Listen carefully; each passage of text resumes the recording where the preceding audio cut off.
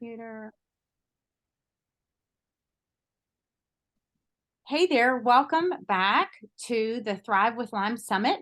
My name's Elizabeth Elliott with Fusion Stretch and Wellness in Louisville, Kentucky, and today we welcome Lynn Green of Oxybaric Louisville right? It's Oxybaric Louisville, or that's your handle, Oxybaric LOU, in Louisville, Kentucky. I met Lynn a while back to experience the benefits of mild hyperbaric oxygen. She started her company 8 years ago to help her daughter recover from post-concussive syndrome. 8 years later and thousands of clients later, she has a firm understanding of the benefits that hyperbaric can provide for specific conditions.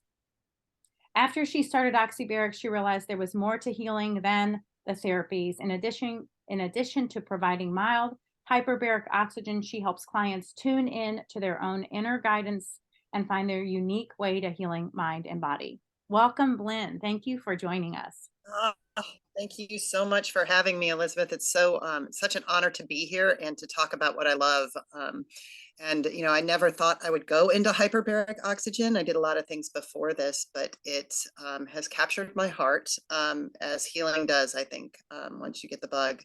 But hyperbaric oxygen obviously came to me because my daughter had a classic unseen illness, which is post-concussive syndrome. There are just some people that get hit in the head and they don't recover as quickly. Some people will be over it in a couple of days, and some people it can last years, and their brain just doesn't calm down. And hyperbaric oxygen is such an amazing therapy because it's like a wet blanket for the fire of inflammation. Okay. And it can work with so many different conditions. But the thing that has been interesting to me over the years is each individual person's journey and healing is so unique.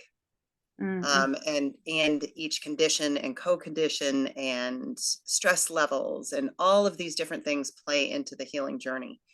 And it's one of the things that when I first started my company, I was like, oh, I'll just stick people in a chamber, they'll heal and go on their way.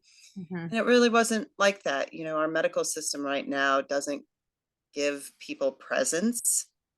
Presence isn't held for them to figure out what they want and what they need to do for their own journey. And so we've sort of mixed the two together at Oxybaric. So people come in not just for the treatment, but also for space holding or for the opportunity for them to feel into what's right for them. Yeah, I know when I have been there, it's been always a lot more than just getting in the chamber, talking with you, right? Sharing your knowledge and insight and information and even other resources so that, I could integrate all of that with, right, the hyperbaric oxygen. So, being with this summit being revolving around Lyme disease and then thriving with Lyme or helping people thrive with Lyme, how many, have you seen patients with Lyme disease? How do you think they find you? And then do you feel the hyperbaric oxygen helped those with Lyme? And I know people with Lyme, they all can come to you with different symptoms, right? Correct. So, I mean, I'm sure there's lots that you can share, but let's maybe begin. Absolutely. So I've treated hundreds and hundreds of Lyme, people that are on the Lyme healing journey is what I like to call it.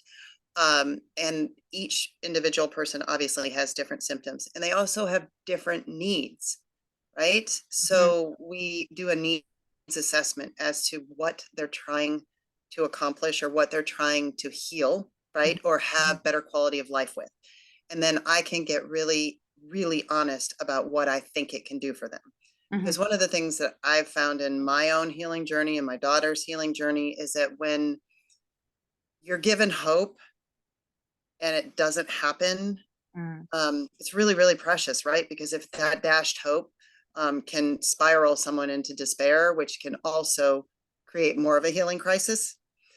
So I'm painfully honest about what it can and can't do, and stay very, very in touch with my clients. So it's a relationship where I'm texting the next day to see how they're feeling. Then we're assessing when they're going to come back in with how they're feeling. So it's a constant progression, right? It's not, we're just going to schedule you for all of these sessions. We're going to have to feel into what your body needs. Okay. And that could change too. So it's a very flexible, protocol because we don't know, right? Right. And only that person is going to really know what they need and how long they need it and so on. I mean, honestly, I don't want people coming to me forever, right? Right. I want people healed and gone. That's the whole goal of healing, right? Right. So I don't want, that's not the way that my business works. I know there are some businesses that do work that way. Mine doesn't. So I like people to come back and tell me how great their life is now, after, what I mean, and not even come in for a treatment. So Right. Yeah, I know. I'm kind of the same way. I usually I was like, when you intuitively start thinking about me, that could be the time that you need to show up, right? I mean, oh, that is a great one. Absolutely. because I know I'll think of a certain healer, like an energy worker, or if I'm like, gosh, I must need to go do that. Like that message is coming in right at this second for a reason, and I need to honor that, and maybe like at least do a little bit of exploration as to why that person's coming into my head. So I love that you brought that up, Elizabeth, because I think that there's so much intuition that we all have about our bodies that we have just pushed down or discredited or doubted, just plain doubt, right? And instead of just sitting with it, just like what you said, and really getting curious, going, okay, why is this coming in? Do I need to rest? Or do I need more water? Or is it wonderful food that I need? Or am I just really, really tired and need to get some oxygen? And my body feels depleted. One of the things that with my Lyme clients that I've seen is either they've been already diagnosed with chronic fatigue, mhm, or that is the symptom that is causing them the most difficulty in their day-to-day life, um, because they're not able to participate in life as the way that they did. mhm, So I know that you've had a lot of other speakers, and I'm not going to get into the technicalities of it, but Lyme and the co-infections have a way of creating cellular dysfunction. mhm, So that cellular dysfunction makes the body use the nutrients and use the oxygen differently.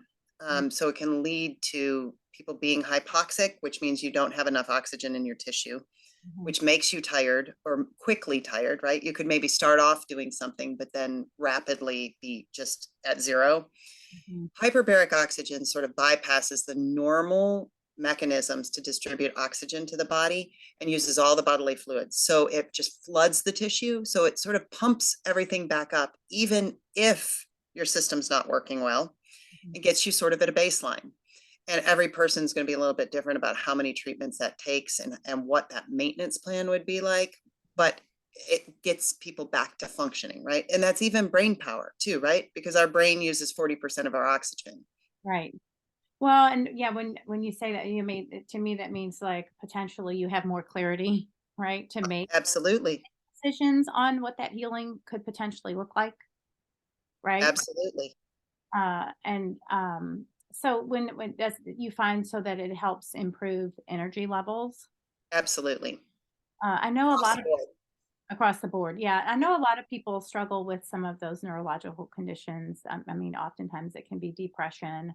And I would assume that can also be just connected to the fact that, right, your energy levels aren't the same, the chronic fatigue, that hopelessness, as you mentioned, right, and not feeling like you can actually heal or get better or maybe ever regain the quality of life that one once had.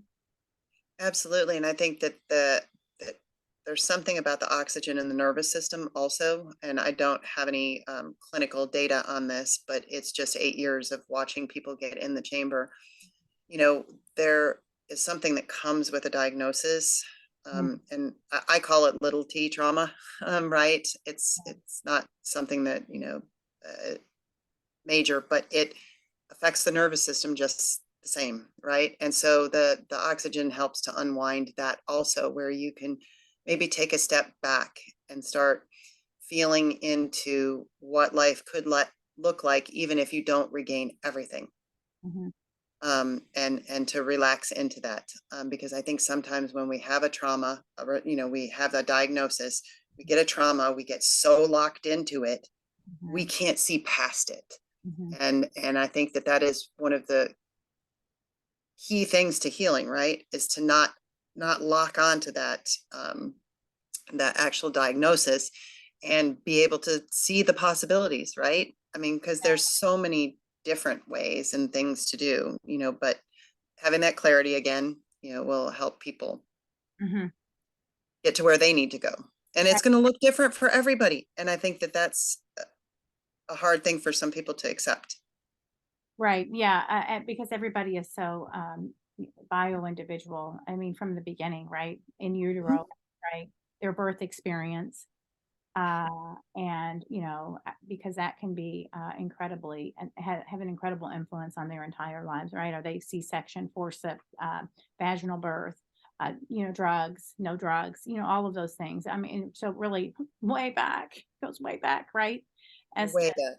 and how the early childhood and I guess when that nervous system, that living in fight or flight all of the time, right? And we have to be able to drop down into that parasympathetic nervous system in order to heal the Mhm. body, right? Yeah, it's interesting. The hyperbaric, it's been proven it takes you into a theta wave, especially if you're able to, in the chamber, take a nap. And so that right there just starts shifting everything, right? And the amount of sessions that you need is going to vary from person to person, but many times it's just one session. They just come out unwound, right? Just that little bit more space to be able to let the healing happen, right?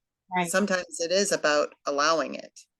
Right. Yeah. So now I know that one of the gals that we spoke with during the summit, she has found an incredible amount of benefit from uh, the oxybaric, the hyperbaric oxygen sessions. And she's been going twice a week. And I know everybody's going to be individual, but when you think about starting a healing plan with a client, what would your recommendations be? Uh, So what I normally suggest is some sort of burst of treatment. So something where they would do a number of sessions where we could get the inflammation, because there's obviously always a level of inflammation that happens. Get that under wraps, get them feeling good, and then go to some maintenance plan where it would be once a week or twice a week. And then I try to take, space it out as far as we can. mhm, Right. So I would want, because it might be once every 2 weeks, that is their maintenance plan, mhm, or to keep them where they want to be. And really that's the best way. So it would really be like, I would suggest 5 treatments, if I were going to just do a general 5 treatments right in a row, and then see how they feel, and then go on some sort of maintenance plan after that. And it could be different, less or more, depending. mhm. So now when you say you are painfully honest about what it may Mhm. or may not do, what would you say the things it may not do? Or Um, so if someone is at advanced stages in the neurological symptoms of Lyme disease, it's not going to reverse that, mhm, period. It's mhm, not. It's going to calm their nervous system. It's going to give them more energy, but they're not going to revive cognitive function that has been lost in those advanced stages of Lyme. And so I would never want to give anybody false hope, right? right, right, And it's not going to kill off the Lyme.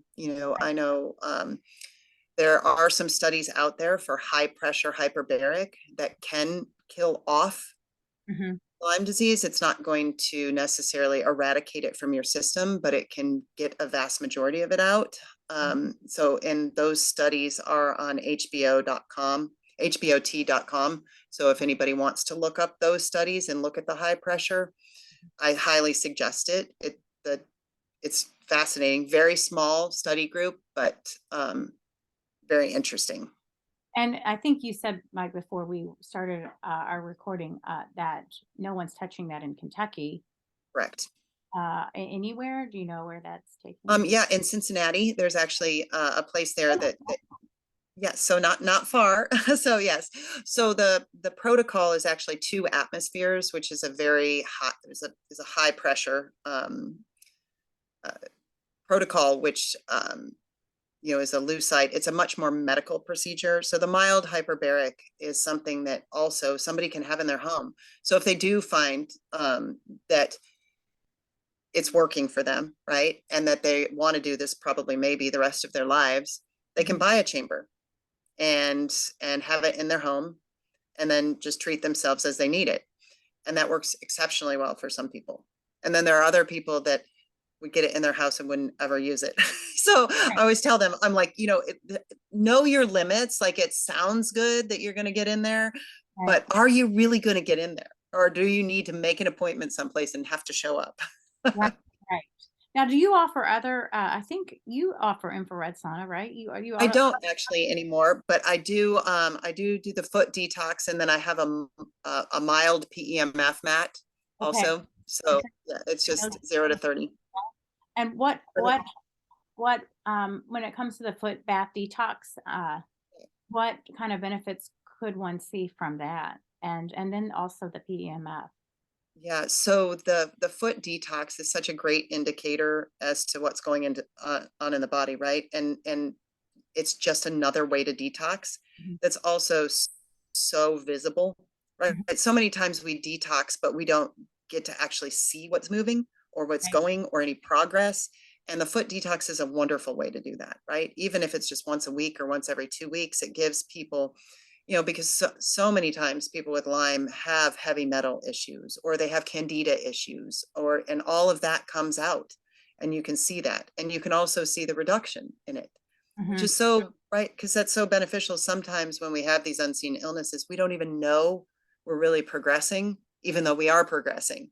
Right. And sometimes people throw in the towel on something that's actually working because they can't see it or quantitatively measure it. Right. Now, and also you mentioned the detoxification pathways just being blocked up. I know we kind of quickly Yes. talked about mold. We don't have to really go into mold per se, but what types of symptoms would and have you had clients present with when their detoxification pathways are super jammy? Um, I think that that's where also the hyperbaric helps so much, because when you flood with oxygen, it starts getting those mycotoxins out, Mhm. right? Especially of the brain. And it doesn't trigger a Herx reaction, but it does do a clearing. Okay. But I think it's mostly clarity that they receive, right? When those detox pathways start moving. But especially the foot detox. I mean, I've started to warn people. I'm like, your urine's probably going to smell, Right. Okay. because it starts everything moving, and it's important for again, we don't want to be in fear, because that's Right. fight or flight, Mhm. right? And then that triggers more stress, which triggers Mhm. more healing crisis instead of healing. So Right. Now, do you recommend or encourage? I know there's been a couple different herbal protocols mentioned in and some of the other conversations in order to help support the detoxification pathways. oh, that is so complex. I have my history. I love bioenergetics, and that testing, to see what a particular body needs, because it as we've talked about, we're so unique, right? And that gives you the opportunity to see what you actually need to clear and Mhm. what you need to be on.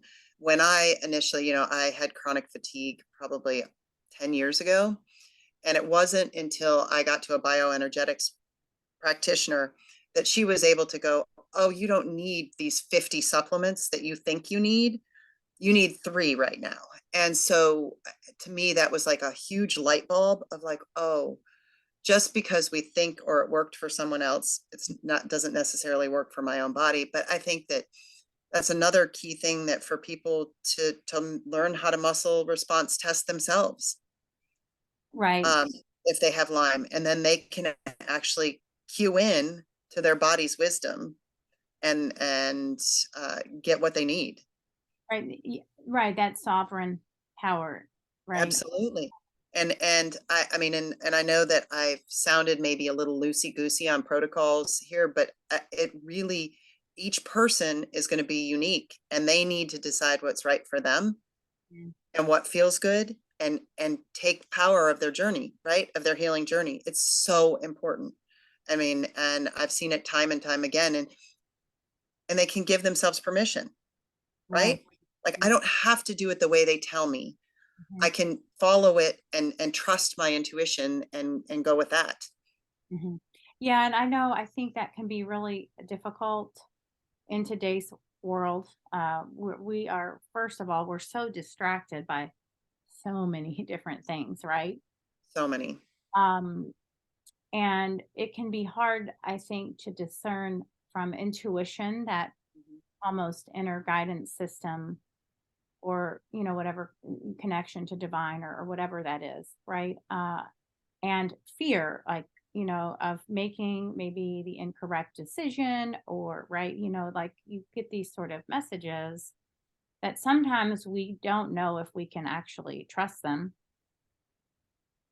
But when I think about what you said regarding the theta state, right, with the oxygen, Yeah.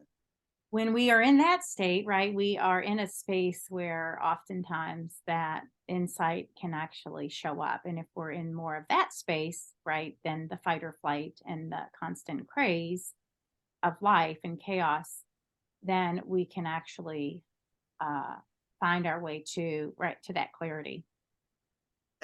Being able Absolutely. to discern, oh, this is either, you know, And I think that um, we can always change course, mhm, right, always, yes, right? So we can make a decision and go, oh, well, I guess that didn't work. We threw the spaghetti at the wall and it fell off. You know, it wasn't done yet. Yeah, and keep doing that.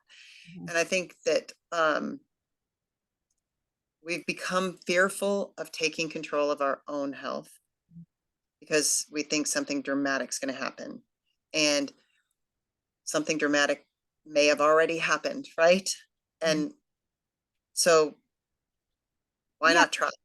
and assuming too that those with a multitude of credentials beside their name actually know more than what we know. Not to say that they Absolutely. haven't gone through years of education, but you know, I think that that's probably one of the biggest things that I have coached people on in, you know, in them visiting Oxybaric is your practitioner a consultant, or do you want them to tell you what to do? mhm, You know, or do you want to use them as an informant, as a consultant, right? Because they do have all those credentials. They went through all that schooling and they do know more than you. mhm, But you know, you know how you want to live your life, right? You know where you want to get to. And that has to come together, right? mhm, Because there are some people that, I mean, and I'm just going to use this as an example. I had one of my dearest friends pass away this last year. mhm, She had cancer mhm, and she wasn't going to be treated. mhm, And mhm, the ease and grace that happened in her life in those last 4 months was glorious. And I'm not saying that's the route for everybody, right, but for her, she said, I do not want this cut out. I mhm, do not want chemotherapy. I mhm, do not, that is not my path. And that was a choice that she made, her sovereign choice, right? To right, do that. And it was a beautiful transition. mhm, right, So, but she chose that. I've also heard of other people that had gotten a cancer diagnosis, gone to Key West and drank, you know, whiskey for the last 6 months of their life on the beach, you know? So, like, we have a choice, right? We can either fight or we can flow, or I mean, there's just so many options. yeah. Well, and, when I was in high school, my mother had breast cancer when I was 12 and 14. She was 35 and 37. At that time, I was super young. But then we also had a really good family friend. She was 47. She was diagnosed with leukemia. It took them forever to diagnose her. And Right. they opted for a really intense chemotherapy path. Uh, and I don't know the specifics, but it was about a week long. By Wednesday, she was in a coma for those last 4 months. And for me, it was Mhm. just a decision maker. She left 4 children behind. And I was just like, there's no way. She could have gone to freaking Disney World. Not that, I mean, like she could have No, been with them for 4 months and maybe longer, maybe not. But for me, to me, that wasn't that's not a an option I would choose. But watching that and seeing how it could have, in my mind, maybe been different, and there would have been more of that quality time and it would have been a different experience for everyone. And, whereas your friend chose to not be treated. I mean, that would probably be the way I go. right. You Right, and it was it was a beautiful, beautiful transition. I'd love to, it feels important right now. My mom, my whole life was really sick. So she had RA, lupus, probably possibly Lyme also. Right. Yeah, she had post polio, so she was a post polio survivor. And so a very unique epigenetics, right? But one of the things that my sweet mom taught me is that she was so sad for her entire healing journey Yeah. because she couldn't do what she thought she should be doing, right? And that whole time, she missed out on all the present moments Mhm. that her grandkids just wanted to lay in bed with her.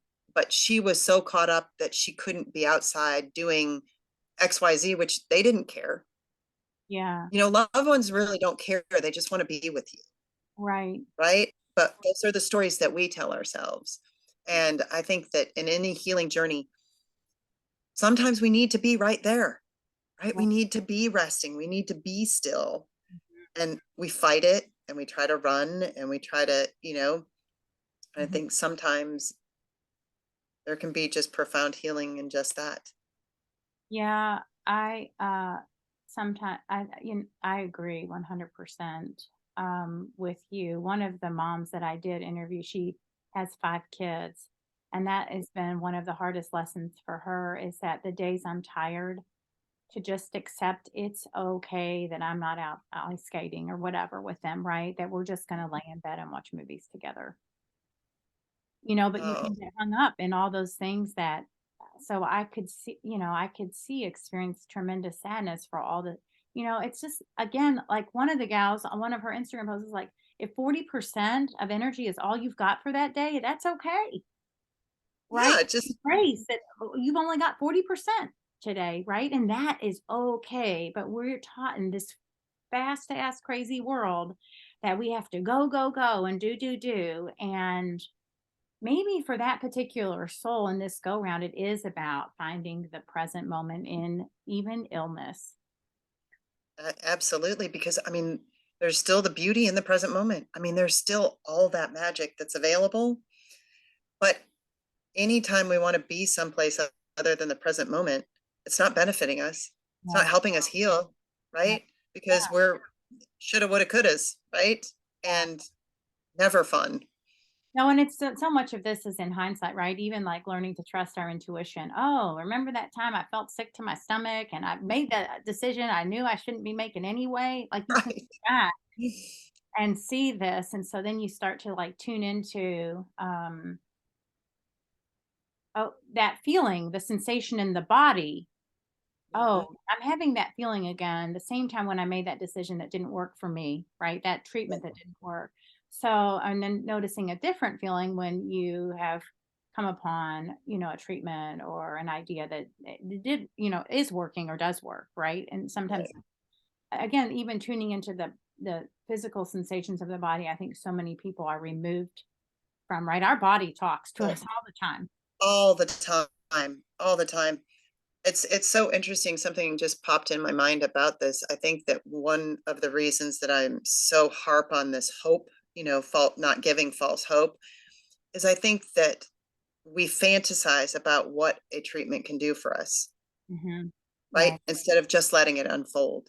I mean, and we fantasize about what it could be like if we were out running around with our 5 kids, or and all of that is so addictive, right? But if we can stay in the, okay, this is the route I'm taking, and Mm, stay with it, right? Not get ahead of it saying it's failing, right? Because that's fantasy, right? Because it should have right. worked in a certain amount of time.